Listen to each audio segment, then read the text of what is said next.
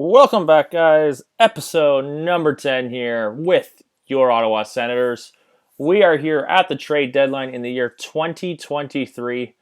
I went ahead and made some moves already to get this done. I had to do a lot of scouting, but I think I've got the deals in place that'll help everything when it comes to making us a competitive team. So we're going to start on defense. We'll start the basic trade-off. As you see, Alex Petrovic now on the third line. We traded a third to Tampa. They were a rebuilding team. They are one of the worst teams in the league, actually. Just a third, and I got Alex Petrovic, and that's a +1 on all defensive lines now. So that's a good start for when it comes to defense. As for Vatanen, I dealt him to the Islanders, and I got a third, and I got Jumbo Joe. Joe does not fit all of our lines 100%, but I thought, you know what, bring him in. One more cup run. He's 43, so it's not like the end of the world on this one. And as you see, Nuesan's there on the first, which means Mr. Marchand was traded. It was not to the Winnipeg Jets. I could not convince them whatsoever to do a big trade. I was going to do Marchand, Vatanen, and a couple prospects for Kyle Connor, Logan Stanley, and Alex Steen. They didn't want to go through on that deal. So I'll bring it here to it. The trades. We traded, as you see, that's the third one and fourth one right there. So we acquired Timo Meier from the San Jose Sharks for Brad Marchand and 3 prospects. I like the Meier one. Same thing with Kyle Connor. He's the same age as that first line. So that first line, as I'll say it right now, Timo Meier is hurt. We brought in the injured player, but that's fine. I'll wait for him. So Timo Meier sits at a 91, not 100%. He's a right winger, but he can still play the left side, which is okay. So, as you look at the top, 26 years of age. If we go look at the first line, 25, 26, same draft class. Shama Shabbat, 26, same draft class. Colin White, to add up perspective, 26, same draft class. So we got top players all at 26, just entering their primes, which is great. As well, right after, you won't see it until we start simming a bit, but I also put Timo Meier's name to ink, and I got him. We're hoping for 5 years. I think it was $6.3 million, so he didn't want too much, and that's a first-line player right there. So I don't know how long his term of injury is. I should have looked that one up. I know I regret it, but he is out till March 9th, so he's not out for that long. We'll see how this goes. He fits all playing line. He fits all top 6 lines, so we're going to see how he fits with the Ottawa Senators. So why don't we start simming? I'm going to go day by day here just to see. So Timo Meier accepts, so there we go. Our first line's locked up for a bit. Brock Besser will need to be getting a contract next year, but that's not too hard. I hope he enjoys this line he's playing with. I just missed that. I don't even know who I picked up. Oscar Fantberg, we accidentally picked up. Okay. So if we're going to take a look here, right wingers, Timo Meier's going to fit up there on that first line.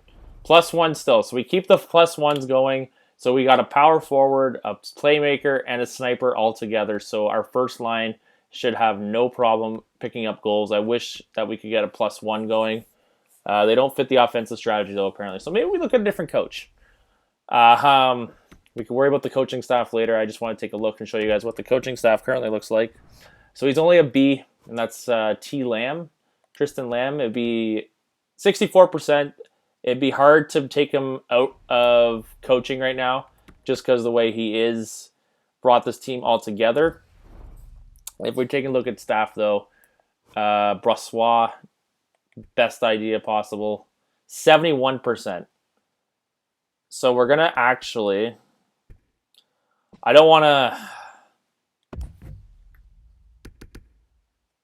going to make a weird we're going to make a weird mid-season coaching change. Yes, I should be consulting. We should be thinking about this, but if it's going to help us right away, we're going to do it. We're going to do this here, guys, because if I can get more people to join in or more people to fit on the offensive strategy, it'll help us out in the long term. We win the first game, and he accepts. So there we go. We got a new coach as well. So we got deals upon deals here. First line is now a +3. Bottom line's a +1. Second line's a +1. Defense, still +5, +1, +1. There you go. That is how we do it here in Ottawa. Game is set and matched for this team. If only that third line had a +1. Does not fit +1. No +1. No +1. Okay, that's fine. You know what? We still have we still have it, but that's fine. It's that first line that has the +3 now that I think is going to make us a better team in the long run. So why don't we sim up the rest of the season, see how this goes. I apologize to my staff for not knowing this, but I had to make the moves that I think was better. Barzell with injured back. Great. That's a good way to start that.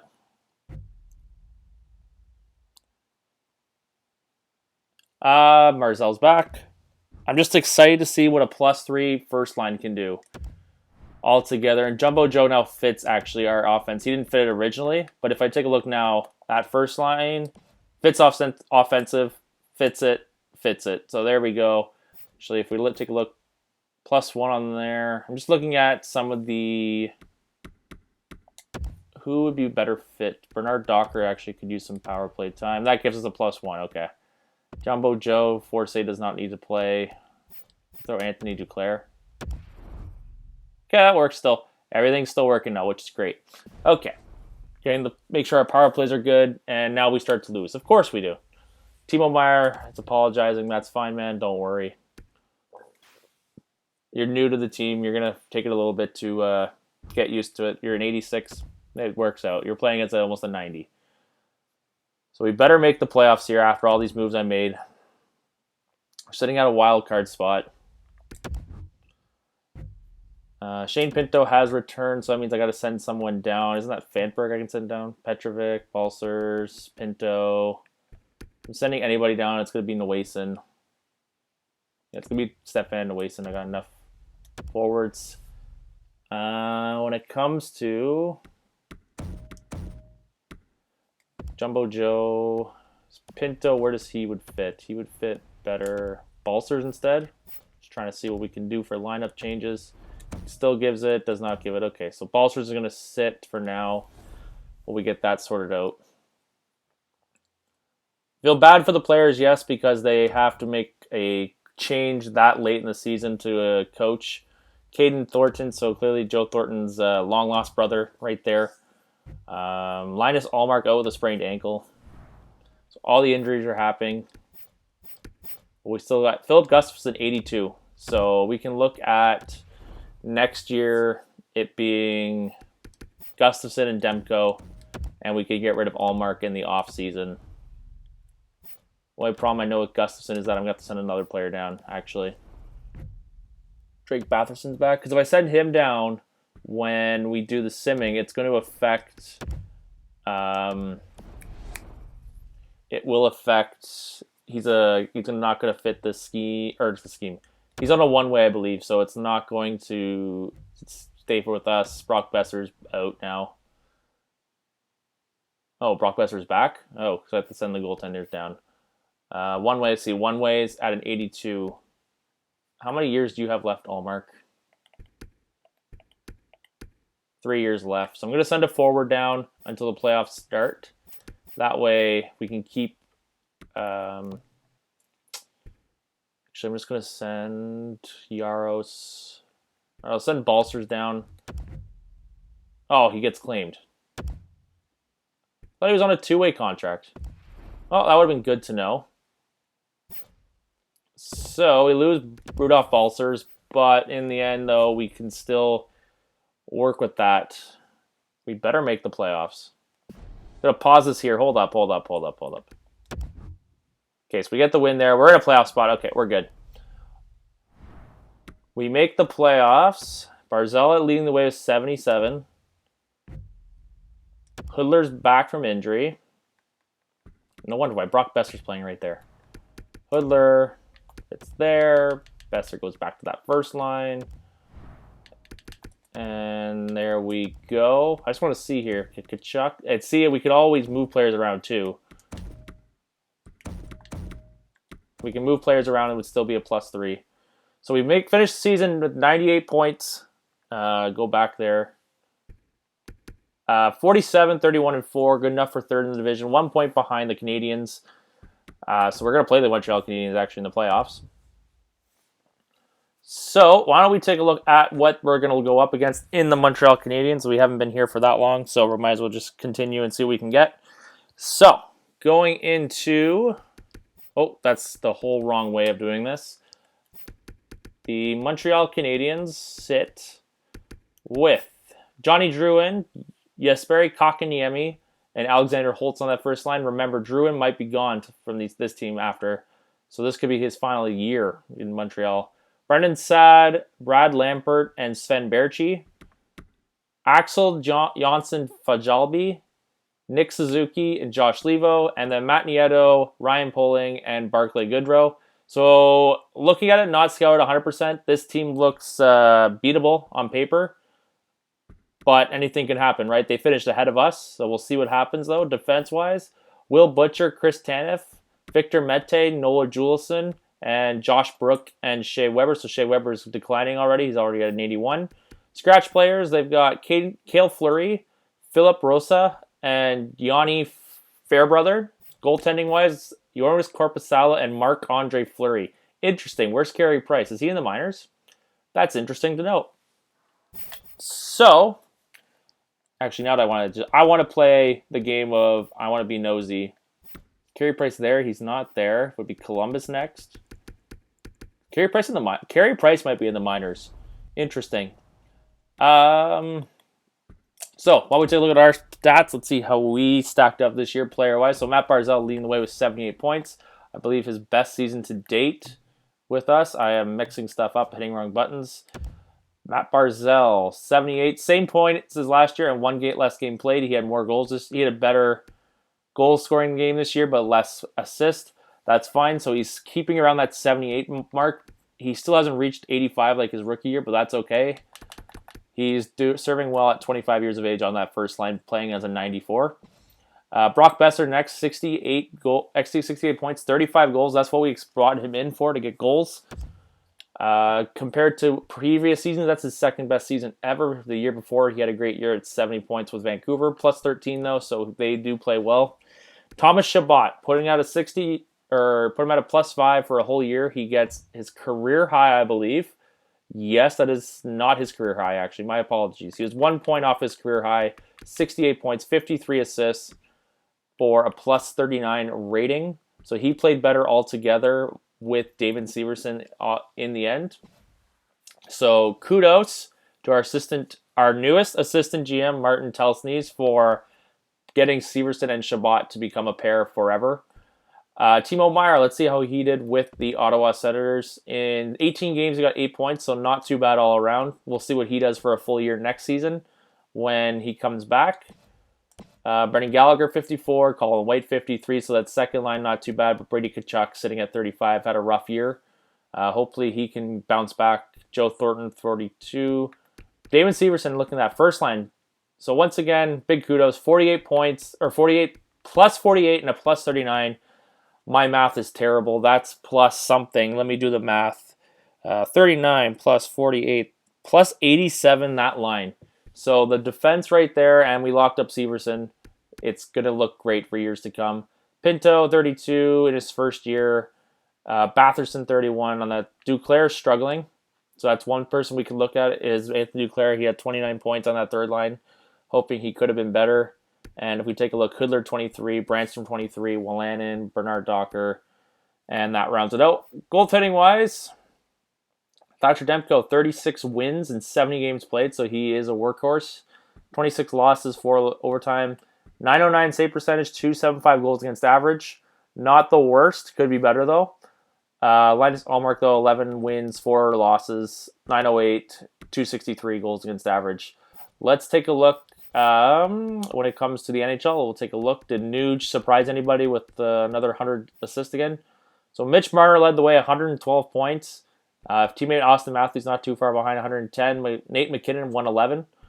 Mikko Rantanen not as well. So top 4 are 2 teammates. So we're hoping that maybe Besser and Barzal in next year, maybe. Svechnikov, Gensel, Tavares, Scheifele, Malkin, McDavid, Teravainen, Aho, Landeskog, just to name a bunch. Defensive, did Thomas Chabot lead the way? It does not. It was John Carlson. Thomas Chabot not too far behind, though, 68. Will Butcher. So the Canadians have got themselves a good defenseman in Will Butcher, 87 overall.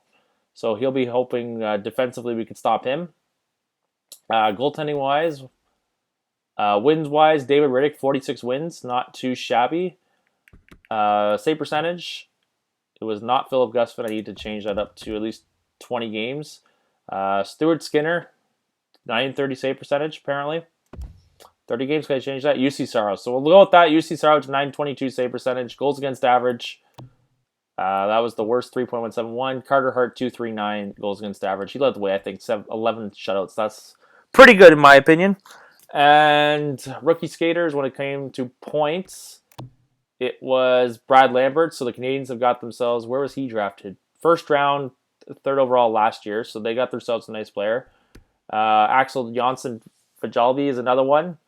And they're a young team. Holtz made his debut, so they got a lot of young guys in Montreal looking to make some noise. We're going to hope that we can work off last year's first round exit and become a better team.